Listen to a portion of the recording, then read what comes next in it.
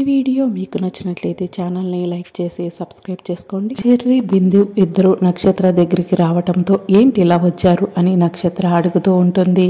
ఎంతో డీప్గా నిన్ను లవ్ చేస్తున్న మా గగనన్నయ్య రేపు నిన్ను ఇక్కడి నుంచి తీసుకువెళ్ళడానికి ఈ ఇంటికి వస్తున్నాడు అని చెర్రీ చెప్పగానే నక్షత్ర చాలా షాకింగ్గా చాలా సంతోషపడుతూ ఉంటుంది.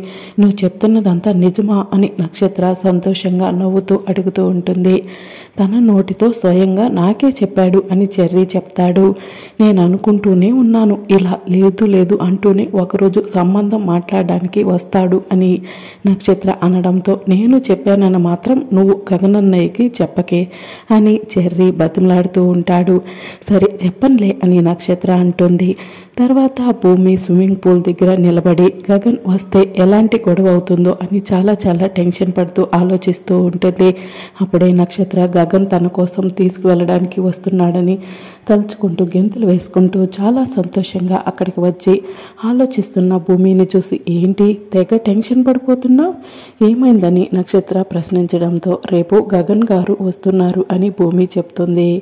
దానికి నువ్వెందుకు టెన్షన్ పడిపోతున్నావు, బావ వచ్చేది నా కోసమే కదా అని నక్షత్ర మెలికలు తిరిగిపోతూ సిగ్గుపడుతూ చెప్తూ ఉంటుంది.